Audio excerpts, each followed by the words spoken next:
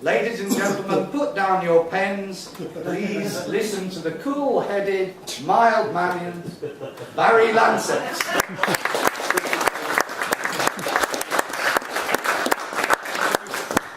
Thank you for that. Now that he's done that, I think everything that needs to be said has been said, so we can just leave. Right, thank you, Kyoto Journal, and everybody who's here, who invited me down, and thank you for everybody who's helped set this up. Thank you for having me today.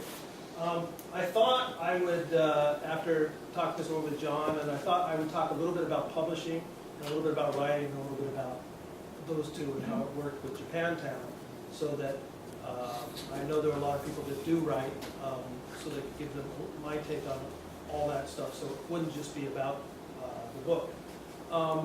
And so I'll do that. I'll talk about publishing and writing first, and we'll go into Japantown and how that is, and then maybe some question and answer. I'll try not to keep it too long.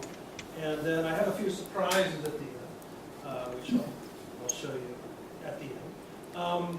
So let's just get started. I thought, since you mentioned, you know, as we all know, the publishing world is changing drastically. E-books, they finally, starting with Amazon's Kindle, finally found a way to make e-books work. And you remember 10 years before that, they tried, and various people tried, including Microsoft, and it never worked. And it just turned out to be this big mess. And then suddenly, Amazon sprung Kindle on the world, and things took off. That's created a huge upheaval. Right at the time when, in America, Barnes & Noble and Borders, I'll just choose America because that's one of the markets I know well, managed to wipe out a lot of the independents. Then Amazon came along with the ebook and basically put the final keg in Borders coffin, final nail in Borders coffin, and Barnes & Nobles is struggling too. But there's other reasons for that too, is because both companies are known for not having the most brilliant management, and that was part of the problem. They never took Amazon seriously, even when it was quite clear it should be taken seriously. But there's a lot of doomsday talk, but I would just take you back, for those of you who can remember, to when the VHS first came out. Remember those tapes? Those gave way to, DVDs and now DVDs. When that first, I remember when VHS first came out, the VHS tapes first came out, and there was this talk about, I don't know if you remember this is the end of movies as we know it. Movies are going to disappear. Now everybody's just going to watch at home. Nobody's going to go to the movie theater. It was all this doomsday talk. But that isn't what happened, is it? What ended up happening is that more people watched more movies, and people still went to the movie theaters. And so you could watch them at home. You got more interested, and then something came out at the movie theater that you really wanted to see on the big screen, you went. And it actually didn't happen. It's too early to tell what's going to happen with ebooks and everything, but I suspect there'll be some sort of readjustment along those lines, and with luck, we'll have the online purveyors and bookstores and libraries and such kind of coexisting in a slightly rebalanced harmony. That's what we hope. There's an interesting phenomenon going on in the States, for example, what they're calling micro bookstores or mini bookstores now, where they're bigger than a kiosk, but people are opening up little smaller bookstores here and there, and that's drawing in people, so they carry a number of books, and they can see, as one bookstore owner put it, they can see all the books they come in, they can see them all in a second, right? And that seems to be gaining traction.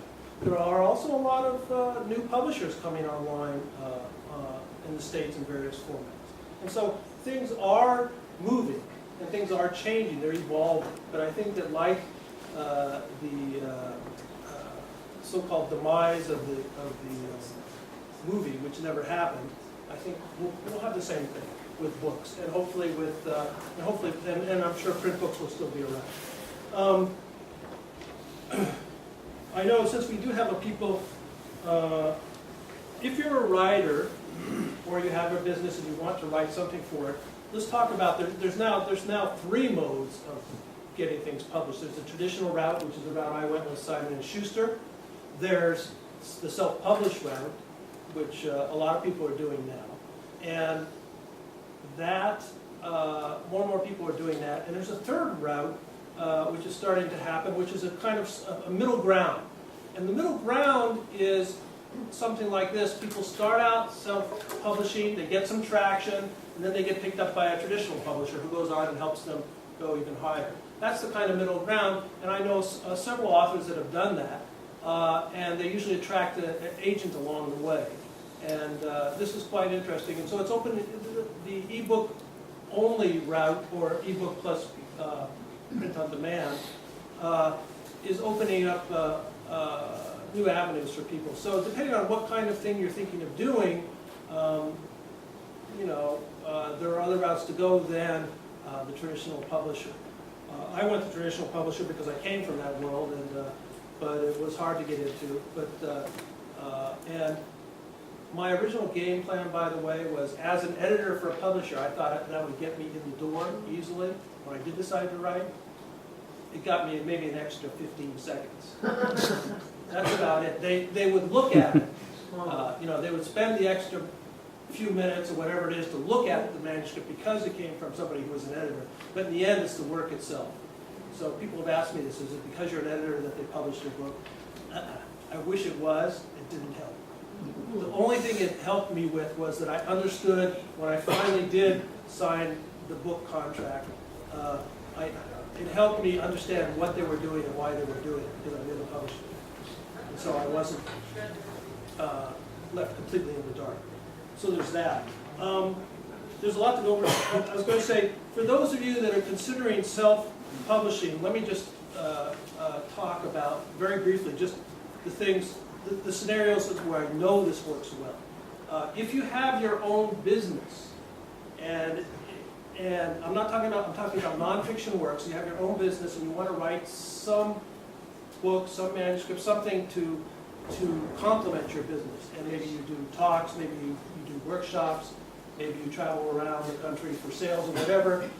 There are a number of people that are doing quite well with that sort of thing.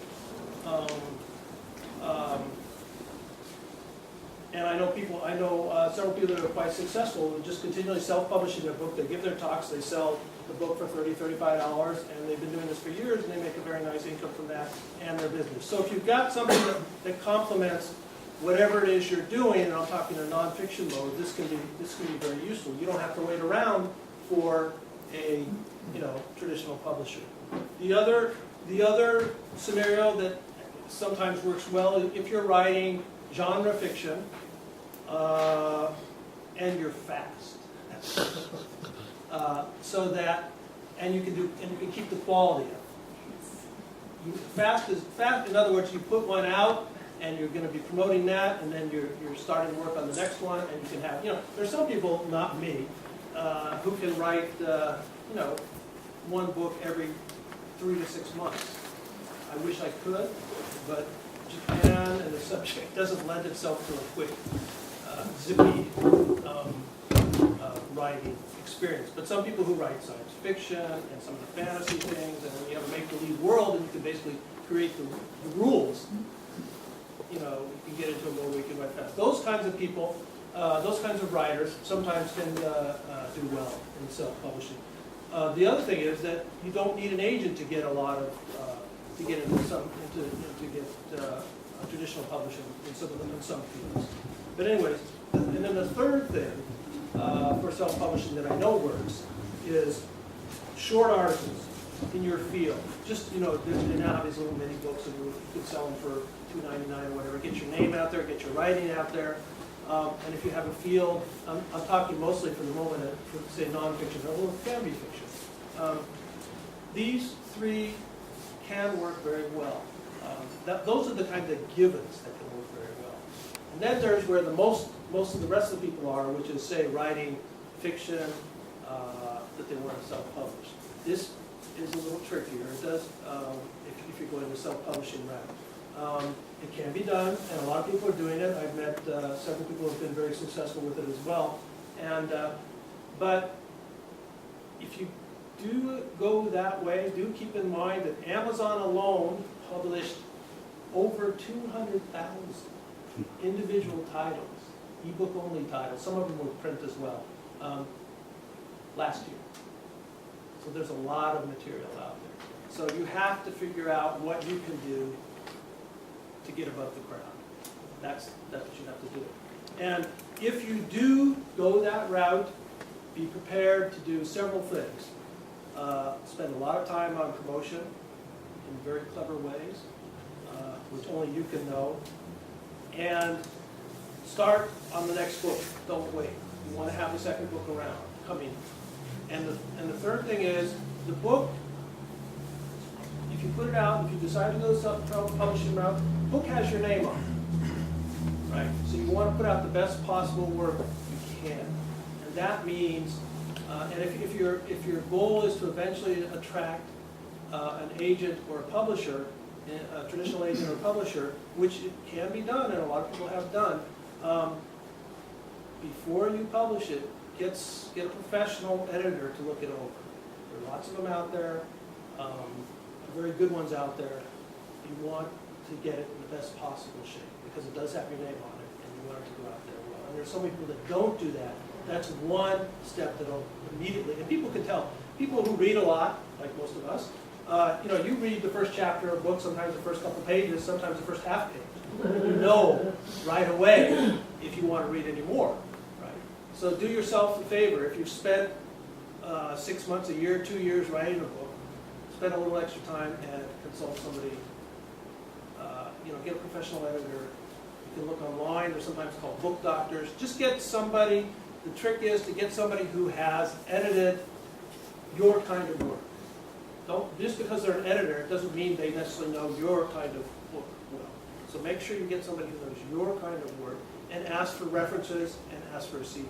The good ones will have it. They'll tell you, I've done so-and-so, I've done so-and-so, this one, and they'll have a list. So these are the tips that I want to give. I'll tell you one story. There was a small window, it's still happening. I know 2 authors, one who, about 4 years ago, when ebooks were just kind of spiking, he wrote a detective story. He's based in St. Louis, if I remember correctly. His detective was Muslim American. Now, about 4 or 5 years ago, this was a very good place to be.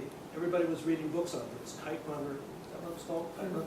Yeah. And then his books. And so there was a lot of interest. He turned out a very well-written mystery. He self-published it. And because of the topic and a little bit of luck, it got a couple good reviews. Barnes & Noble picked it up for a special ebook promotion. It was only ebook.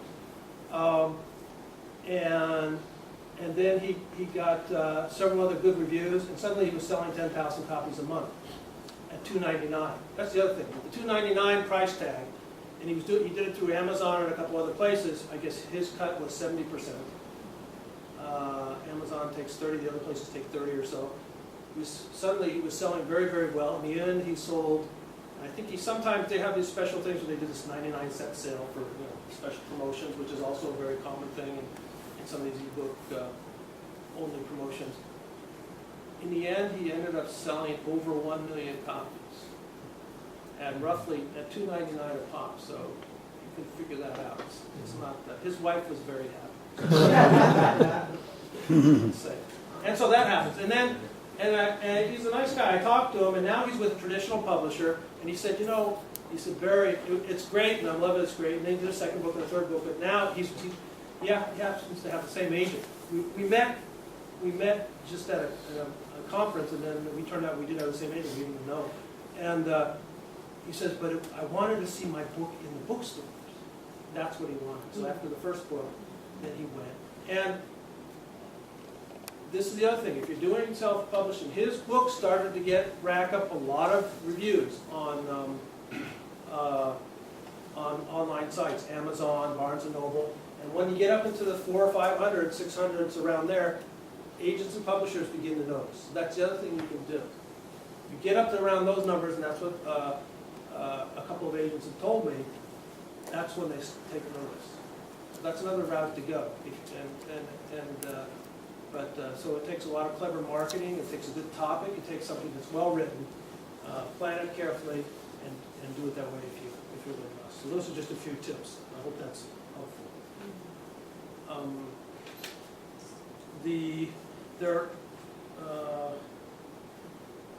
Let me just, So anyways, the other way to go, it's another sort of a thing, is if you have a good book, agents now these days are Amazon and Barnes and Nobles. They each have their own publishing company. I don't know if you know this. They do. And they do various permutations of print books and ebooks. And agents now are paying more attention to them, and they work with them as well. So agents will pick, if you get an agent, sometimes the agents will do these kind of, they won't sell to just Simon & Schuster, they won't sell to, well, they will if they can, but you can't always do that, or to Random House or whatever, so they'll pick one of these other publishers or a medium publisher, and they'll do a kind of combination ebook promotional sale. And sometimes these go very, very well. So there are agents now that are moving into the ebook territory, whereas before agents didn't really touch it at all. They now are doing various combinations. So as I said, the business is changing, and there's still a lot of possibilities. You just make sure you know whatever field you're working in, you know what's going on in there, and know that there are now new ways to go about getting published. Okay? That's pretty much what I want to say about that.